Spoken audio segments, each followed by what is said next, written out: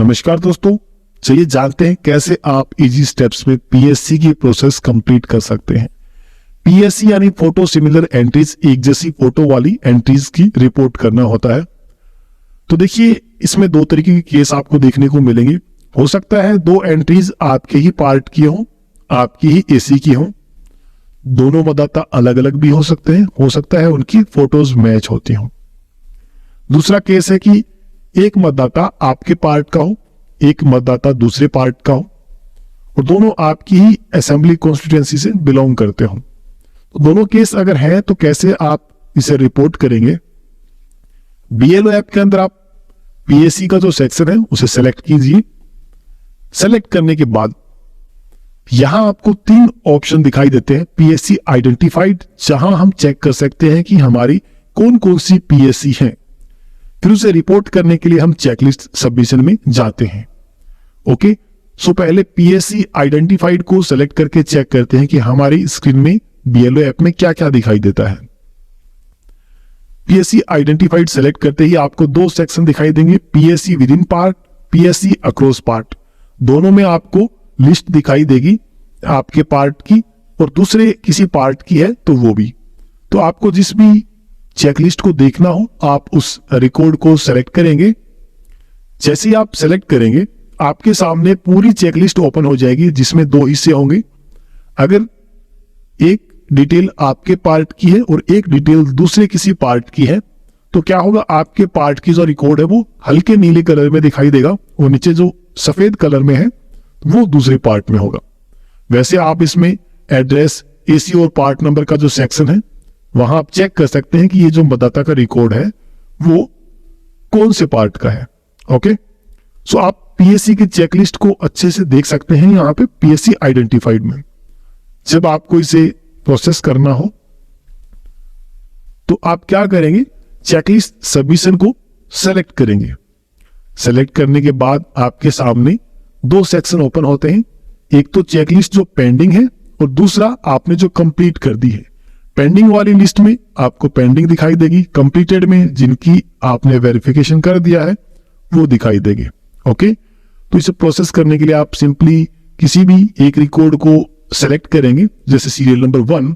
Select करने के बाद इस टाइप से आपको पूरी लिस्ट ओपन हो जाएगी। ओके, तो इसमें से आपको चेक कर लेना है दोनों की फोटो, एड्रेस, डिटेल, क्या मतदाता डबल है या उसकी फोटो में कोई मिस्टेक है। पूरी डिटेल्स बीएलओ अच्छे से चेक करेंगे। चेक करने के बाद क्या करेंगे, इसमें से एक रिकॉर्ड जिसका आपको रिपोर्ट करना है उसे सेलेक्ट करेंगे। जैसे हम रिकॉर्ड 1 को सेलेक्ट करते हैं, जैसे ही आप रिकॉर्ड 1 को सेलेक्ट करेंगे आपके सामने पूरे रिकॉर्ड की डिटेल ओपन हो जाएगी, जिसमें उसका पहचान पत्र संख्या, डिटेल, सारा एड्रेस, फोटो, सब कुछ। अब यहां सबसे पहले आपको जो सेक्शन दिखाई देगा वो है अपलोड रिस्पॉन्स ऑफ फॉर्मेट ए। इसे जैसे हमने डीएससी में जाना था, आप चूज फाइल क्लिक करके फॉर्मेट ए अपलोड कर सकते हैं और उसके ठीक नीचे रिमार्क का सेक्शन भी है। तो अगर फॉर्मेट ए जो नोटिस के रूप में दिया गया है किसी पीएससी के मतदाता को तो ही आपको अपलोड करना है, अदरवाइज अपलोड नहीं करना है। रिमार्क जो है वो स्टार मार्क लगा हुआ है तो रिमार्क आपको जरूर कंप्लीट करना है। तो फॉर्मेट ए कैसा होता है वो आपको पता है, इसमें 2 हिस्से होते हैं, 1 और 2। दोनों में मतदाता की पूरी डिटेल होती है। जो रिकॉर्ड ठीक है उसके ऊपर नीला टिक किया जाता है और पूरा जो फॉर्मेट आपकी ऑफिस से जो सेंड हुए हैं मतदाता को वो बीएलओ चेक कर सकते हैं कि कैसे होते हैं। मैंने आपको सैंपल के तौर पे यहां दिखा दिया है। ये जो फॉर्मेट है चूज फाइल पे क्लिक करके आप अटैच कर सकते हैं और रिमार्क में आप रिमार्क लिख सकते हैं कि मतदाता ओरिजिनल है या डुप्लीकेट है, वो रिमार्क आप यहां लिख सकते हैं। अब रिमार्क डालते हैं, उसके ठीक नीचे आपको एक्शन का बटन मिलता है। सबसे इंपॉर्टेंट चीज यही है जहां हमारे बीएलओ साथी कंफ्यूज होते हैं।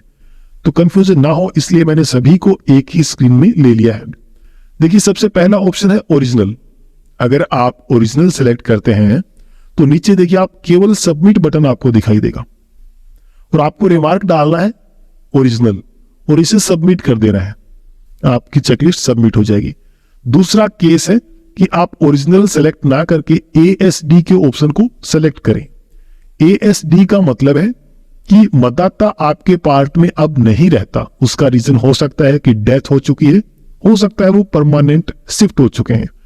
तो एएसडी अगर आप सेलेक्ट करते हैं तो उस केस में फॉर्म 7 भरा जाएगा।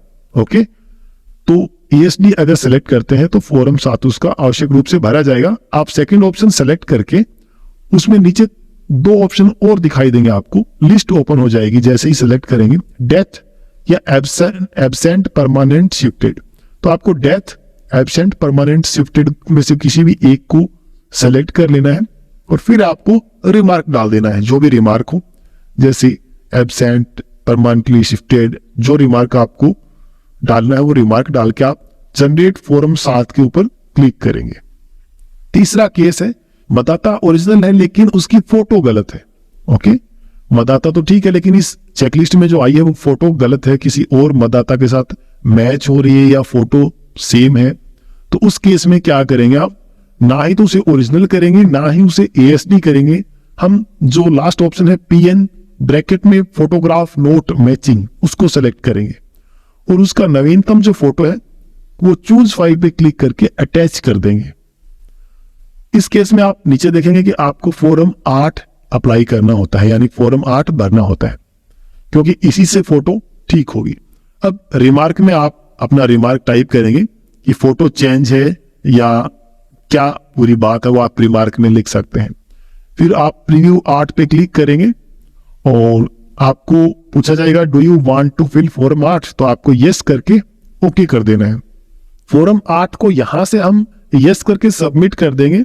अगर यहां आपको रेफरेंस नंबर दिखाई देता है तो आपको फॉर्म दोबारा से अप्लाई नहीं करना। अगर रेफरेंस नंबर यहां दिखाई नहीं देता है तो आप फॉर्म 8 अलग से अप्लाई करेंगे।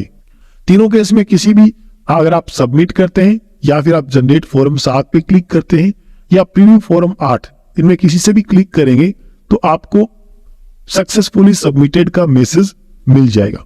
तो इस तरीके से हमने जो पहला रिकॉर्ड था उसकी रिपोर्ट कर दी। अब आता है चेकलिस्ट का दूसरा रिकॉर्ड, हमें दूसरे रिकॉर्ड को भी रिपोर्ट करना है। तो हम सेकंड रिकॉर्ड को सेलेक्ट करेंगे। इसमें जो चेकलिस्ट दिखाई देती है उसका जो फॉर्मेट है वो थोड़ा सा अलग है एक्शन का। ऊपर डिटेल पूरी दिखाई देगी आपको, नीचे एक्शन बटन में क्या है, आपको नो इन्फॉर्मेशन, डुप्लीकेट और रिमार्क, ये 3 चीजें फिल करनी होती है। अगर मतदाता आपके पार्ट का नहीं है, कहीं और का है, आपको नहीं पता कि ये कौन मतदाता है, तो आप नो इन्फॉर्मेशन सेलेक्ट कर सकते हैं। अगर आपके पार्ट का मतदाता और उसका नाम कहीं और भी ऐड है तो वहां से जो, अगर वो डिलीट करवाना चाहता है तो आप उसे डुप्लीकेट सेलेक्ट कर देंगे और रिमार्क में डाल देंगे कि ये जो रिकॉर्ड है वो डुप्लीकेट है। सिंपल रिमार्क डालने के बाद आपको केवल सबमिट करना है। सबमिट क्लिक करते ही आपको सक्सेसफुली सबमिटेड का मैसेज मिल जाएगा।